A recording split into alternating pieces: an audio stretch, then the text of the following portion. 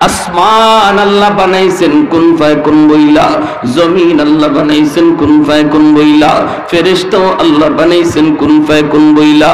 কিন্তু আমারে আপনারে আল্লাহ পাক কুন ফায়াকুন বইলা বানায় নাই। আমারে আপনারা যখন আল্লাহ বানাইছে, খালাকতু বিয়াদাইয়া, আল্লাহ বলে আমি আমার নিজের হাত দিয়া বান্দা বান্দিরে বানাইছি। কারণ এই চেহারার মধ্যে এত দামি কপাল, এই কপাল দিয়া বান্দা আমার কুদরতি কদমে সেজদা দিবে। এই কপালটার এত দাম, এই কপাল ফেরেশতাদের হাতে বানাইলে হয় না, এই কপাল কুন ফায়াকুন বললে হয় না, এই কপাল আমি আল্লাহ নিজের হাতে বানাইছি। এ জমিন, এখন ওই জমিনের মধ্যে আমার এমন কিছু বান্দা বান্দি আছে, কখন কোন টাইমে জানি কোন মজলিসে আলেমের কথা শুই না দিলটা নরম করে, দিলটা নরম করে বৈশাই আমি আল্লাহর কাছে চোখের পানি ঝরায়, পিছনের জীবনের সব গুনার জন্য অনুতপ্ত হয়ে যায়। কখন জানি দিল থেকে কই মালিক যা করেছি ভুল করেছি, সাথে সাথে আমি আল্লাহ তার উপর খুশি হইয়া তার পিছনের জীবনের সমস্ত গুনাহ মাফ করে গুনাহগারের তালিকা থেকে নাম কাইটা ওলির তালিকা উঠায় দিব। আত্তাইবু মিনাদ যামবি কামাল্লা যামবালা। আল্লাহ নবী বলেন তওবা করি, তওবাকে আল্লাহ এমন ভাবে কবুল করে আল্লাহর গোলাম, আমল নামার ভিতরে আল্লাহ পাক কোনো গুনাহ রাখে না, কোনো গুনাহ আল্লাহ রাখে না। এমন কি শুধু তাই নয়, তওবা করে তওবার কারণে আল্লাহ পাক তার গুনাহগুলিরে নেকি দ্বারা পরিবর্তন করে দেয়, নেকি দ্বারা আল্লাহ বদলায় দেয়। তওবাকারী গুনাহ যদি পাহাড় পরিমাণ হয়, তওবার কারণে আল্লাহ পাক রব্বুল আলামিন পাহাড় পরিমাণ নেকি বানায় দেয়। যদি তার গুনাহ সাগর পরিমাণ হয়, তওবার কারণে আল্লাহ পাক সাগর পরিমাণ গুনাহকে নেকি বানায় দেয়। ইল্লা মান তাবা ওয়া আমানা ওয়া আমিলা আমালান সালিহা ফাউলাইকা ইউবাদদিলুল্লাহু সাইয়্যাতিহিম হাসানাত। আল্লাহ পাক বলে যখনই তওবা করি ঈমান আনে নেক আমল করে, আমি আল্লাহ তার গুনাহকে নেকি দ্বারা বদলায় দিই।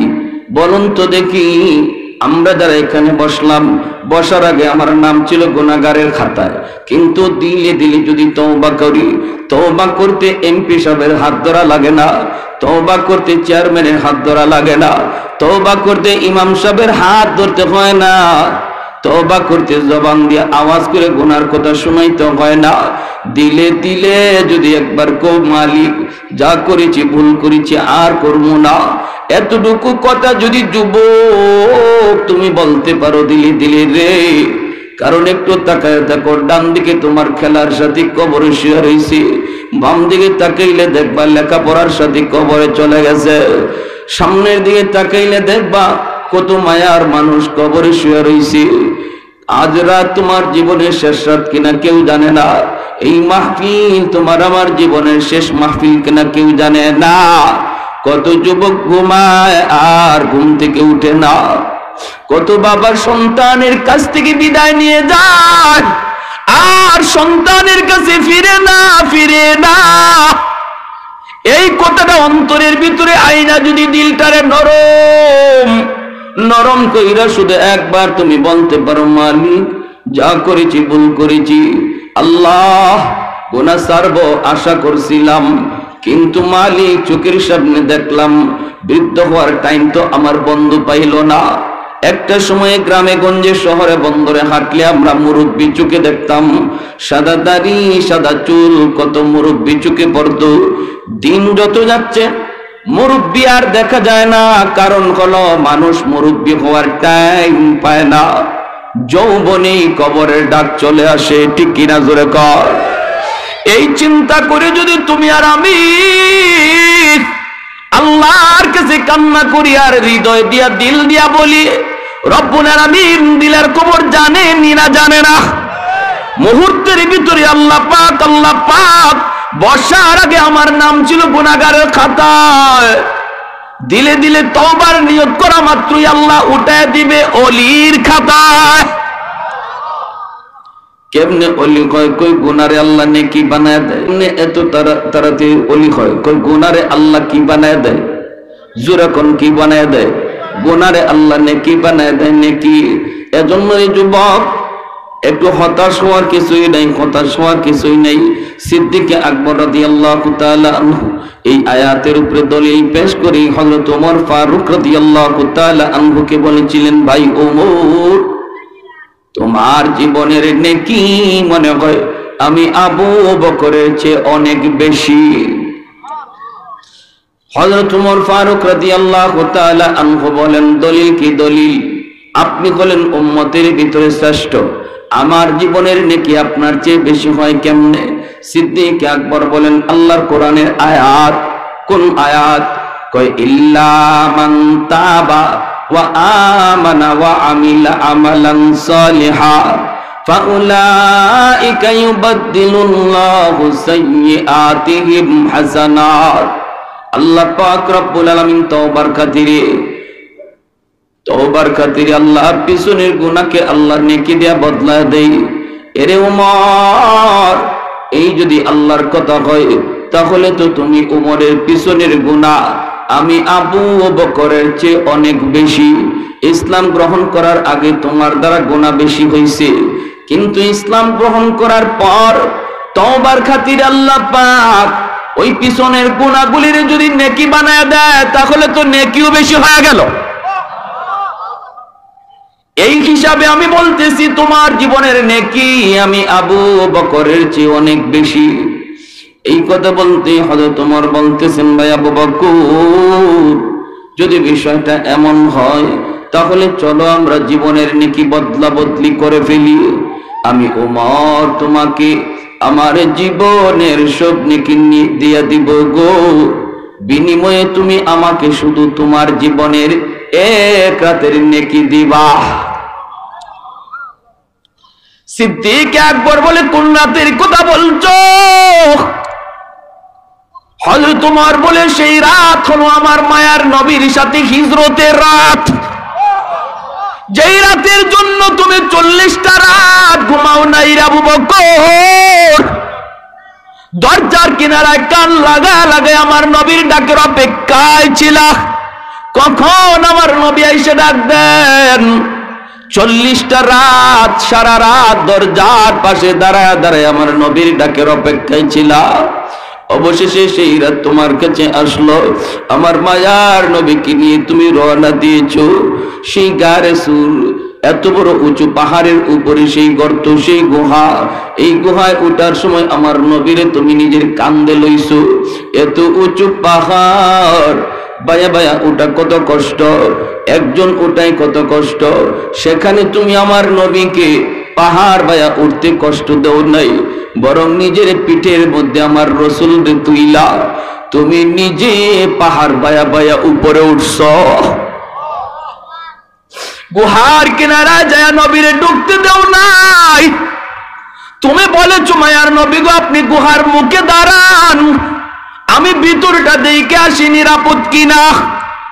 যদি কোনো জীব জানোয়ার থাকে, আমি আবু বকরের ক্ষতি হয়ে যাক গো নবী, আমার যদি জানও চলে যায় উম্মতের এত ক্ষতি হবে না, কিন্তু যদি আপনার কোনো ক্ষতি হয় উম্মত সেই ক্ষতি পূরণ দিতে পারবে না। ওগো নবী, আপনি গুহার মুখে দাঁড়ান। আমার মায়ার নবীরে তুমি গুহার মুখে দাঁড় করাইয়া নিজে গুহার ভিতরে যায় ঢুকছো। 2 কাপ পাগড়ির কাপড় সিরা সবগুলি গর্তের মুখ তুমি বন্ধ করেছ, একটা গর্তের মুখ বন্ধ করার মতো কাপড় ছিল না। নিজের পা দিয়ে সেই গুহার মুখ তুমি আটকায় রাখছো। তুমি ভালো করে জানো এই গুহার এই গর্তের মধ্যে সাপ থাকতে পারে, এরপরও পা দিয়ে আটকায় রাখছো। কামড় দিলে তোমাকে দেখ, এরপরও যেন আমার নবীর কোনো ক্ষতি না হয়। সেই গর্তের মধ্যেই ছিল বিষাক্ত সাপ। ওই গুহার ভিতরে ঢুইকা তোমার ঘুমের প্রয়োজন ছিল বেশি। 40টা রাত তুমি ঘুমাও নাই, ঘুমের প্রয়োজন ছিল তোমার বেশি। সেখানে নিজে না ঘুমাইয়া আমার মায়ার নবীর তুমি নিজের উরুতে ঘুম পাড়াইছো, আমার নবীর তুমি ঘুম পাড়াইছো। নবী তোমার উরুতে নিশ্চিন্তে ঘুমাইতেছেন। এই গুহা থেকে, গর্ত থেকে সাপে তোমার কামড় দিল, বিষাক্ত সাপের যন্ত্রণায় তুমি অস্থির, কিন্তু নড়াচড়া তুমি করো না, বডি নড়াচড়া করো না। কারণ বডি যদি নড়াচড়া করো আমার মায়ার নবীর ঘুম ভেঙে যাবে, আর নবীর ঘুম ভাঙলে কষ্ট হবে। এজন্য বিষাক্ত সাপের যন্ত্রণা দাঁতে কিরিমিরি খায় তুমি হজম করেছিলা। ও ভাই আবু বকর, আমাকে শুধু ওই এক রাতের নেকি তুমি দিয়ে দাও, বিনিময়ে আমি উমর তোমাকে জীবনের নেকি দিয়া দিব। একটু জোরে কইলে খুশি কইম কোন সুবহানাল্লাহ। सिद्दीक तेरा नाम से इस्लाम रहेगा, सिद्दीक तेरा नाम से इस्लाम रहेगा, दुनिया की सदाकत में तेरा नाम रहेगा, दुनिया की सदाकत में तेरा नाम रहेगा, फारूक तेरा नाम से इस्लाम रहेगा, दुनिया की अदालत में तेरा नाम रहेगा, उस्मान तेरा नाम से इस्लाम रहेगा, दुनिया की सखावत में तेरा नाम रहेगा, हैदर तेरा नाम से इस्लाम रहेगा, दुनिया की शजाअत में तेरा नाम रहेगा, मुआविया तेरा नाम से इस्लाम रहेगा, दुनिया की सियासत में तेरा नाम रहेगा। একটু জোরে শুনে বলি আল্লাহু আকবার। মুসলমানের আওয়াজে বলি আল্লাহু আকবার। আমাদের আওয়াজ ছোট হওয়ার কারণেই কাদিয়ানীরা সাহস পাইছে। আওয়াজ দিয়া বলেন ঠিক কি না? আমাদের আওয়াজ ছোট হওয়ার কারণেই নবীর দুশমনরা সাহস পাইছে। এ যুবক, দাবি করবা নবীর উম্মত, আশা করবা হাসরের মাঠে নবীর শাফাত, আর চোখের সামনে কাদিয়ানীরা আমার নবীর খতমে নবুয়তের সিংহাসন নিয়ে দৌড় দিবে, তুমি কোনো প্রতিবাদ করবা না, অবস্থান থেকে আওয়াজ তুলবা না। কিয়ামতের মাঠে নবীর সামনে সুপারিশের আশা করা যাবে না। সব আন্দোলন শুধু হুজুরদের কাম না, সব আন্দোলন শুধু আলেম ওলামার কাম না, আলেম ওলামাদের কাম না। কারণ নবী শুধু আলেম ধরে না, নবী গোটা উম্মতের নবী, ঠিক কিনা জোরে এখন? তাহলে কাদিয়ানীদেরকে রাষ্ট্রীয়ভাবে কাফির ঘোষণা করার জন্য আন্দোলন শুধু উলামায়ে কেরাম করবে নাকি নবীর সমস্ত উম্মত করবে? যদি উলামায়ে কেরামের পক্ষ থেকে আপনাদেরকে ময়দানে ডাক দেওয়া হয়, পঞ্চগড়ের এদের সমাবেশ সরকার বন্ধ করেছে, আমরা সরকারকে বাহবা জানাই, কিন্তু আমাদের মূল দাবি রাষ্ট্রীয়ভাবে ওদেরকে কাফির ঘোষণা করা হোক। এই এজেন্ডা নিয়ে যদি উলামায়ে কেরাম আপনাদেরকে রাজপথে ডাক দেয়, নবীর উম্মত দাবি কইরা হাসরের মাঠে নবীর সুপারিশ পাওয়ার আশায় কারা কারা জীবন দিতে তৈয়ার, হাত উঠে আল্লাহকে দেখা।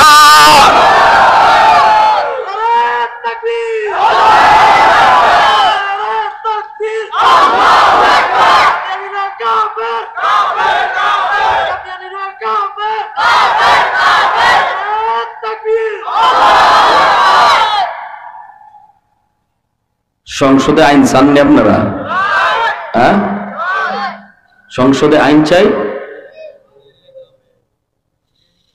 কাদিয়ানীরা কাফের, এটা আমরা সংসদে আইন চাই। কারা কারা একটু হাত উঠে দেখান তো। আল্লাহ তুমি কবুল করো। পাকিস্তানের জমিনে এই আইন পাশ করার জন্য 10,000 নবীর আশিক শহীদ হয়েছিল। পাকিস্তানে রাষ্ট্রীয়ভাবে এই আইন পাশ হয়েছে, কিন্তু এর পিছনে 10,000 নবীর আশিকের তরতাজা প্রাণ ছিল। 10,000। আমি তো মনে করি বাংলাদেশে নবীর আশিক শুধু 10,000 না, লাগে যদি 10 লাখ জীবন দিতে হয় তবুও নবীর জন্য প্রস্তুত, ঠিক কিনা জোরে কোন? এই বাংলাদেশের মানুষ দেখেছে বাংলাদেশে কি পরিমাণ নবীর আশিক আছে, এটা দেখেছে বাংলাদেশের মানুষ। স্কুল কলেজ ভার্সিটি থেকে কিভাবে ছাত্ররা নবীর জন্য রাজপথে নেমে এসেছিল। এরা পৃথিবীর মানুষ দেখেছে, আওয়াজ দিয়া বলেন ঠিক কিনা? আরে হাজিরিন, এজন্য সজাগ থাকা চাই। ওলামায়ে কেরাম কখনো আপনাদেরকে রাজপথে ডাক দিবে এমপি হওয়ার জন্য না, চেয়ারম্যান হওয়ার জন্য না। যদি আপনাদেরকে রাজপথে ডাক দেয়, মনে করবেন এটা গোটা উম্মার স্বার্থে, আমার ঈমান বাঁচানোর জন্য। এটা আমার আন্দোলন, এটা আমার ডাক। যে যে অবস্থানে আছেন, জানি না কে কোথায় কোন অবস্থানে আছেন, আপনি যদি কোনো দল করে থাকেন, দলের নেতাকে বলেন আমার দল বড় নয়, নেতাও বড় নয়, আমার সবচেয়ে বড় আমার নবী। ঠিক কিনা জোরে বলেন? আমরা সবাই কথা বলি আল্লাহ আমার মরণ যেন ইমানের হালে হয়। কেউ কি কথা কয় আল্লাহ আমার মরণ যেন দলের উপরে হয়? হ্যাঁ, কেউ কথা বলে? সবাই বলে আল্লাহ মরণ যেন ইমানের হালে হয়। তাহলে দল বড় না ইমান বড়? নেতা বড় না আমার নবী বড়? নবী বড়। অতএব আমার নেতাকে আমি চাপ দিব, নেতাকে চাপ সৃষ্টি করব, আইন পাশ করেন, আইন পাশ করেন। আমার নবী শেষ নবী, নবীর পরে নবী নাই। ঠিক কিনা? এদেশে হিন্দু বসবাস করে, বৌদ্ধ বসবাস করে, খ্রিস্টান বসবাস করে, কোনো বাধা নাই আমাদের। ইসলাম বাধা দেও না। কাদিয়ানীদের ব্যাপারে আমাদের শক্ত অবস্থান। কারণ কি? কারণ কাদিয়ানীরা নিজেদেরকে মুসলমান পরিচয় দেয়। আর এই মুসলমান পরিচয় দেওয়ার কারণে সহজ সরল মুসলমান ভাই বোন তাদের এই ধোঁকার মধ্যে পইরা ওই তাদের দলে ঢুকিয়া কাফের হইতেছে, অথচ নিজে জানে না। কারণ ওরা নিজেদেরকে মুসলমান পরিচয় দিচ্ছে। আহমদিয়া মুসলিম জামাত, এই মুসলিম শব্দটা লাগানোর কারণে আমাদের অবজেকশন। তোমরা হিন্দু বৌদ্ধ খ্রিস্টানের মতো ভিন্ন এক ধর্ম নিয়ে বসবাস করো, কোনো বাধা নাই আমাদের। হিন্দুরা বসবাস করে, আমার নবী মদিনার রাষ্ট্রনায়ক ছিলেন, মদিনাতে বিভিন্ন ধর্মের মানুষ ছিল, আল্লাহ নবী তাদের নিরাপত্তা দিয়েছেন, ধর্মীয় স্বাধীনতা দিয়েছেন, গির্জার পাহারাদারি করেছেন সাহাবায়ে কেরাম।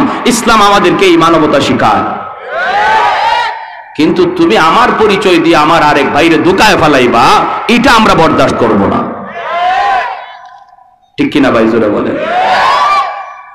আমার ভাইরা, হযরত ওমর ফারুক রাদিয়াল্লাহু তাআলা আনহু বললেন, ভাই আবু বকর, আমি ওমর আমার জীবনের সব নেকি তোমাকে দিয়ে দেব, শুধু আমাকে এক রাতের নেকি দাও। কোন রাত?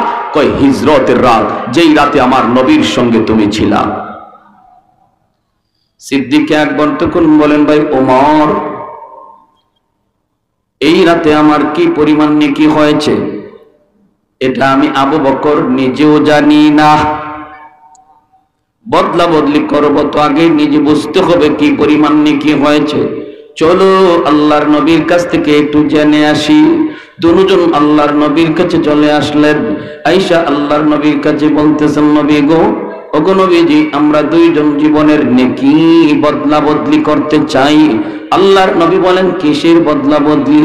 বলে ওমর বলতেছে তার জীবনের সব নেকি আমাকে দিয়ে দিবে, বিনিময়ে আমার জীবনের এক রাতের নেকি চায়।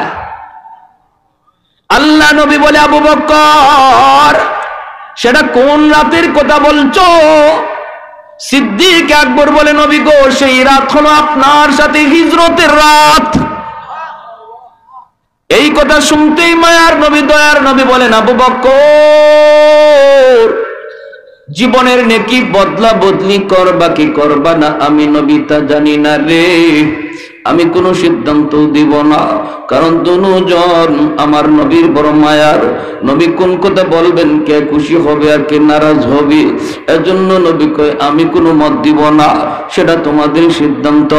দুজন মায়ার নবীর বন্ধু, একজন নবীর ডান হাত আর একজন নবীর বাম হাত, আবার সম্পর্কেও দুজন মায়ার নবীর শ্বশুর।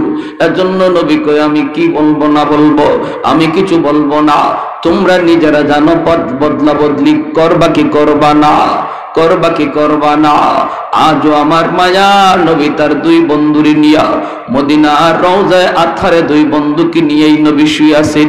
চিরনিদ্রায় দুই বন্ধুরে পাশে নিয়েই নবী শুয়ে আছেন। ওই নবীকে আবু বকর, আমি কিছু রায় দিব না, তবে যা জানতে চেয়েছো এটা বলতে পারি রে আবু বকর। ওই রাতে তোমার কি পরিমাণ নেকি হয়েছে?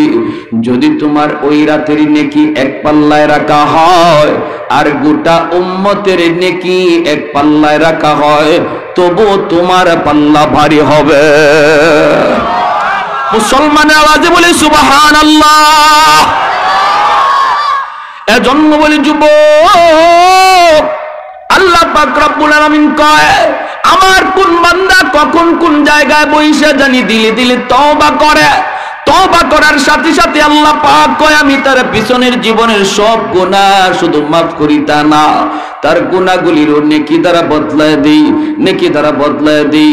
অতএব আমার বান্দা কখন কোন অবস্থায় আমারে খুশি করে ফেলে, এই জমিন তোমরা আমার বান্দা বান্দির ব্যাপারে নাক গলাবা না, এই সাগর ও মহাসাগর আমার বান্দা বান্দির ব্যাপারে নাক গলাবা না।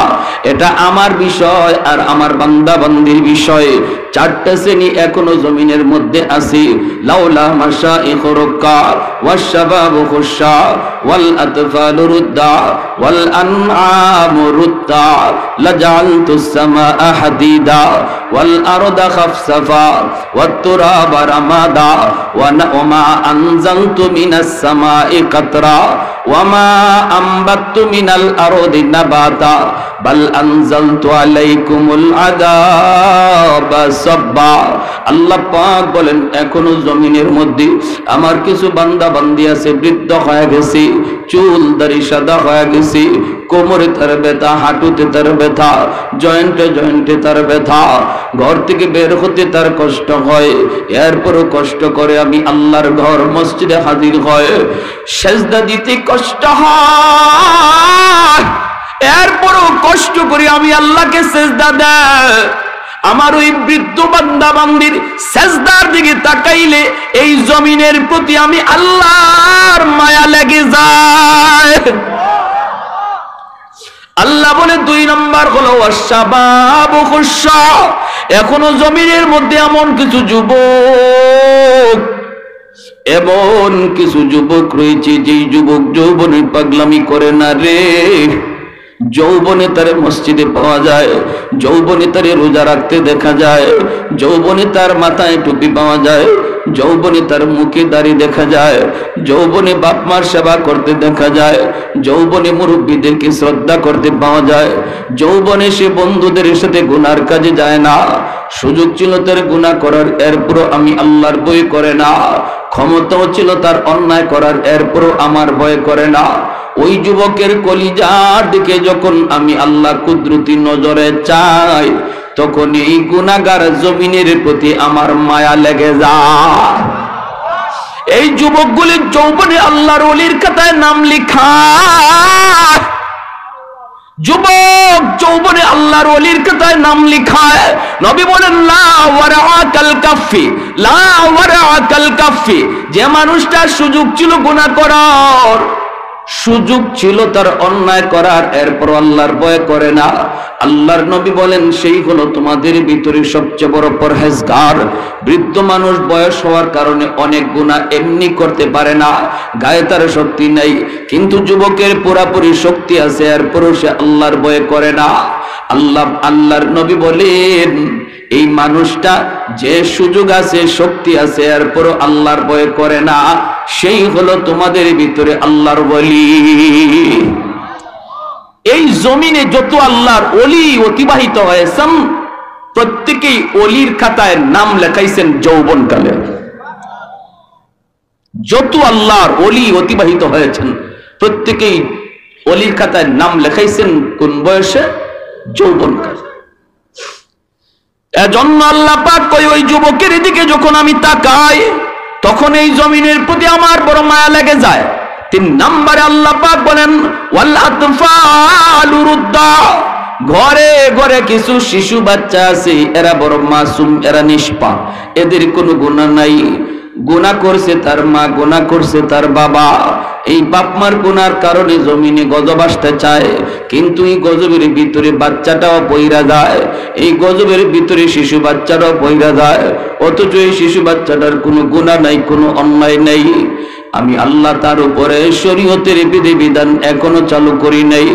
ওই শিশু বাচ্চাটা যখন বিপদ দেখা টুট ভাঙ্গা কান্দে, এই বাচ্চাটার কান্নার দিকে তাকাইলেও জমিনের প্রতি আমার মায়া লেগে যায়।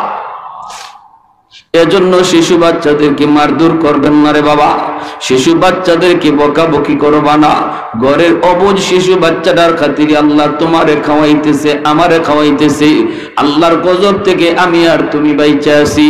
বিশেষ করে মাদ্রাসার ছোট ছোট বাচ্চাগুলি যারা কোরআন পড়ার জন্য আসছে, এই বাচ্চাগুলি সিনাকে আল্লাহ নিজে চয়েস করছে, নিজে হাজারো হাজারো বাচ্চাগুলির ভিতর থেকে আল্লাহ পাক যার সিনাকে আল্লাহ তার কোরআনের জন্য পছন্দ করেছে, সেই সিনাগুলিকে আল্লাহ পাক মাদ্রাসায় আনছে।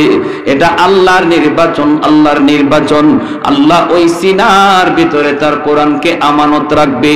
এজন্যই বাচ্চাটা যদিও শিশু, এক হলো সে নিষ্পাক, এক হলো মাসুম, এক হলো সে একদম মাসুম, আবার হলো আল্লাহ তারে চয়েস করে কোরআন আমানত রাখার জন্য আল্লাহ তারে আনছে। এই বাচ্চাটা যখন তোমার ঘরের পাশ দিয়ে হাইটা যায়, এই বাচ্চাটার জন্য গাছের পাতাটা পর্যন্ত দোয়া করে, জমিনের প্রতিটা ইট তার জন্য দোয়া করে, বালিটা তার জন্য দোয়া করে, গর্তের পিপিলিকা তার জন্য দোয়া করে, পানির নিচের মাছ তার জন্য দোয়া করে। সুবহানাল্লাহ জোরে বলেন। এজন্য আল্লাহ পাক রব্বুল আলামিন কয়, ওই শিশু বাচ্চাগুলির খাতিরে আমি আল্লাহ জমিন টিকায় রাখছি। 4 নম্বরে আল্লাহ পাক বলেন ওয়াল আনআমুরুদ্দা, জমিনের মধ্যে কিছু পশু পাখি আছে, এই পশু পাখিগুলোর কোন শরীয়তের বিধিবিধান নাই, এদের উপরে নামাজ নাই, রোজা নাই, গরু ছাগল হাঁস মুরগির উপরে হালাল হারামের কোনো বিধিবিধান নাই। যদি আসমানে মানুষের গুনার কারণে জমিনে গজব নামে, এই গজবের ভিতরে পশু পাখি গরু ছাগল হাঁস মুরগিও পইরা যায়, অথচ এদের কোনো গুনাহ ছিল না, অন্যায় ছিল না। এদের দিকে তাকাইলো জমিনের প্রতি আমি আল্লাহর মায়া লেগে যায়। আল্লাহ বলেন, যদি এই 4 শ্রেণী জমিনে না থাকতো, লাজাআলতুস সামাআ হাদিদা, আসমানকে আমি আল্লাহ লোহা বানায় দিতাম, ওয়াল আরদা খাফসাফা ওয়াত তুরাবা রামাদা, জমিনকে আমি আল্লাহ তামা বানায় দিতাম, ওয়ামা আনজালতু মিনাস সামায়ে কাতরা, এক ফুটা রহমতের বৃষ্টি আমি জমিনে দিতাম না, জমিন থেকে একটা ফসল উঠতে দিতাম না, ওয়ামা আমবাতু মিনাল আরদি নাবাতা বাল আনজালতু আলাইকুমুল আযাবা সাব্বা। আল্লাহ বলে পরপর শুধু জমিনে গজব আর গজব নামতো। এ আল্লাহর গোলাম, এইবার একটু তুমি আর আমি চিন্তা করে দেখো রে, মাদ্রাসা আছে বিদায় এখনো যুবকের কলিজায় আল্লাহর ভয়, মাদ্রাসা আছে বিদায় এখনো মুরব্বী বাবাজিরা আল্লাহর কদমে সাজদা দেয়, মাদ্রাসা আছে বিদায় এখনো ওয়াজ মাহফিলের আয়োজন হয়। আওয়াজ দিয়া বলেন ঠিক কি না? আর একটু জোরে বলেন ঠিক কি না? আরো জোরে বলেন ঠিক কি না? ওয়াজ মাহফিল হইলে লাভ কি? কই ওয়াজ মাহফিলের দ্বারা যাই হইতেছে ফায়দা থেকে খালি না। যদি ওয়াজ মাহফিল না হইতো মানুষের কল্লা কাটতো, এখন তো জমির আইল কাটে। ওয়াজ মাহফিল না হইলে মানুষের কল্লা কাটতো জমি বাদ দিয়া, ঠিক না? যেই পরিমাণে গুনার আয়োজন হয়, যেই পরিমাণে গুনার আওয়াজ হয়, এই পরিমাণে কোরআনের আওয়াজ হয় না। আওয়াজ দিয়ে বলেন ঠিক কি না? আজকের যুবকগুলি যদি কোরআনের মাহফিল মুখী না হইতো, তাহলে ওরা যাত্রার আয়োজন করত। যুবকগুলি যদি কোরআনের মাহফিল মুখী না হইতো, তাহলে ওরা গানের আয়োজন করত। তাহলে যুবকগুলিরে কোরআনের মাহফিল মুখী কইরা রাখছে। মুরব্বীরা তাদেরকে পরামর্শ দেওয়া দরকার। এই মাদ্রাসা আছে বিদায় আল্লাহ পাক রব্বুল আলামিন এখনো তোমারে আমারে বাঁচায়া রাখছি। মাদ্রাসা যদি কেউ নষ্ট করে দিতে চায়, কেউ যদি বলে মাদ্রাসার প্রয়োজন নাই, মাদ্রাসা দরকার নাই, মাদ্রাসা বন্ধ করে দাও, সে যেন তার নিজের পায়ে নিজে কুড়াল মারলো। যে মাদ্রাসা বন্ধ করতে চাইবো, আল্লাহ তার জীবন বন্ধ করে দিব। কারণ মাদ্রাসার উসিলায় আল্লাহ তারে খাওয়াইতেছে, তারে পালতেছে। মাদ্রাসা থাকবে না, আল্লাহ তারও পালবে না, খাওয়াবে না। যতজন এই বাংলাদেশে মাদ্রাসার বিরুদ্ধে কথা বলছে, উলামায়ে কেরামের বিরুদ্ধে কথা বলছে, একজনও জাগাতে নাই। কথা কন না কেন? মাদ্রাসার বিরুদ্ধে যারাই বলছে, একজনও কি নাই, জাগাতে নাই। ফ্যানও পড়ে আর কোথাও পড়ে না, হের মাথাত পড়ে, আর কোনো জায়গা পায় না। প্যারে হাজিরিন, এজন্য বলি এটা আল্লাহর কোরআনের কথা, নবীর হাদিসের কথা বলছে। কারণ আল্লাহ এই মাদ্রাসার খাতিরে জগতের নিজাম বাকি রাখছে, জগতের নিজামটা আল্লাহ টিকায় রাখছে কোরআনের তালিমের খাতিরে। তালিম বন্ধ করে দিবা, আল্লাহ তোমারও তোমার জায়গাতে রাখবে না, চেয়ারম্যানের জায়গায় রাখবে না, মেম্বারের জায়গায় রাখবে না, এমপির জায়গায় রাখবে না, মন্ত্রীর জায়গায় রাখবে না, কারণ সে যদি কোরআনের বিরুদ্ধে কথা কয়। ঠিক কিনা জোরে বলেন? আরে হাজরিন, এজন্য মাদ্রাসা টিকায় রাখবো কেন? কয় নিজের স্বার্থে, নিজের চেয়ার বাঁচানোর জন্য মাদ্রাসা টিকায় রাখতে হবে, আমার চেয়ার টিকানোর জন্য মাদ্রাসা টিকায় রাখতে হবে, নতুবা আসমানে ফয়সালা হয়ে যাবে। কোথায় ফয়সালা হবে? আসমানে ফয়সালা। ছোট ছোট বাচ্চাগুলি কি শিখাবো? একদম বাগডুম গোড়াডুম সাজে। ছোট ছোট বাচ্চাগুলির দিল দেমাগ হলো কাদামাটির মতো। এই কাদামাটির ভিতরে আপনি যা খুশি লিখতে চাইবেন তাই কিন্তু লিখতে পারবেন, কিন্তু মাটি যদি শক্ত হয়ে যায় লিখতে চাইলেও লেখা যায় না। মাটি যদি শক্ত হয়ে যায় লিখতে চাইলেও লেখা যায় না। এজন্য আপনার বাচ্চাটারে শিশুকালে আপনি কোরআন শিখাবেন, শিশুকালে আপনি তার মাদ্রাসায় ভর্তি করবেন। তার চোখ হলো ভিডিও রেকর্ডার, কান হলো তার অডিও রেকর্ডার। শিশুকালে আপনার বাচ্চা যদিও ঠিক মতো কথা বলতে না পারে, ঘরের মধ্যে যদি সে দেখি মায় কোরআন পড়ে, বাবায় কোরআন পড়ি, এই কোরআন পড়ার দৃশ্য তার চোখের মধ্যে রেকর্ড হয়, কানের মধ্যে কোরআন তেলাওয়াতের আওয়াজ রেকর্ড হয়। যদি সে বড় হয়, আল্লাহ যদি তার হায়াত দেয়, মরণ পর্যন্ত কোরআনের আসর দিলের ভিতরে থাকে। এজন্য ঘরটা হলো মুসলমানের সর্বপ্রথম বিদ্যালয়, বাপমা হলো তার সর্বপ্রথম শিক্ষক। বাপমা সন্তানকে কি শিখাইবারে আল্লাহর গোলাম, সিদ্ধান্ত এখনই নিতে হবে, এখনই নিতে হবে। আমি কি টেলিভিশনে গান বাচ্চার কানে রেকর্ড করাবো, নাকি কোরআন তেলাওয়াতের আওয়াজ রেকর্ড করাবো? সিদ্ধান্ত নিবে তার মা, সিদ্ধান্ত নিবে তার বাবা। সিদ্ধান্ত যদি এই ক্ষেত্রে তোমার ভুল হয়, সন্তানের ভবিষ্যৎ অন্ধকার হবে। যদি তোমার সন্তানের ভবিষ্যৎ অন্ধকার হয়, আল্লাহকে না চিনে, রসুলকে না চিনে, নাস্তিকদের দলে যায়, কিয়ামতের ময়দানে এই সন্তান বাবাকে আল্লাহর দরবারে আসামি বানাবে, মাকে আল্লাহর দরবারে আসামি বানাবে। রব্বানা আতিহিম দিফাইন মিনাল আযাব ওয়ালানহুম লানান কাবীরা। আল্লাহ আমার মাকে ডাকো, আমার বাবাকে ডাকো। আমি শিশু ছিলাম আল্লাহ, আমি বুঝতাম না গো কোন পড়া পড়লে পরে আখিরাত চিনা যায়, কোন পড়া পড়লে পরে তোমাকে পাওয়া যায়, কোন পড়া পড়লে পরে মানুষের মতো মানুষ হওয়া যায়। আল্লাহ হালাল হারামের জীবন আমার বাপ মা আমারে শিখায় নেই, আমার বাপ মা আমাকে ওই পরিবেশে বড় করে নেই। আজ যদি আমি জাহান্নামে যাই, আমার বাপ মারে ডাবল শাস্তি দেও, ডাবল। এইভাবে সন্তান আল্লাহর দরবারে মামলা দিবে। বহু সন্তানের মামলায় বাপ মা আসামির কাঠ গড়ায় দাঁড়ায় থাকবে। এজন্য রে যুবক, আমি বলি না সন্তানকে ডাক্তার বানাইও না, ইঞ্জিনিয়ার বানাইও না। আমি বলি তারে ডাক্তার বানাইতে চাও বানাও, ইঞ্জিনিয়ার বানাইতে চাও তুমি বানাও, কিন্তু সবার আগে মুসলমানি শিখাও। আর মুসলমানি শিখাইতে হলে মাদ্রাসায় মিনিমাম 5 বছর পড়াইতে হবে, মিনিমাম 5টা বছর। নুরানি মাদ্রাসায় পড়াইলে সন্তান মুসলমানি শিখবে। শুধু মক্তবে 1 ঘন্টা পড়া মুসলমানি শিক্ষা হয় না, তারে তো কোরআনই সহি শুদ্ধ করে হুজুর 1 ঘন্টায় পড়াইতে পারে না। শিশু বাচ্চাদেরকে মারামারি, কিলাকিলি, ঘুষাঘুষি, বিচার আচার এগুলা সামলাইতে তো হুজুরের 1 ঘন্টা চলে যায়, ঠিক না? মুসলমানের সন্তানের লেখাপড়া যেন মাদ্রাসা থেকে হয়, এই চিন্তা করে উলামায়ে কেরাম সমস্ত মাদ্রাসাগুলোতে নুরানি বিভাগের মধ্যে স্কুলের সমমানের অঙ্ক ইংরেজি রাখছেন। স্কুলের সমমানের অঙ্ক ইংরেজি রাখছেন শুধু আপনাদের কথা চিন্তা করে। যারা আপনারা সন্তানকে ডাক্তার ইঞ্জিনিয়ার বানাইতে চান, আমরা বাধা দেই না, কিন্তু মনে রাখবেন ডাক্তার পরিচয় তার বড় পরিচয় নয়, ইঞ্জিনিয়ার পরিচয় তার বড় পরিচয় নয়। আমার সন্তানের সবচেয়ে বড় পরিচয় সে মুসলমানের সন্তান। এজন্য সবার আগে মুসলমানই শিখাইতে হবে।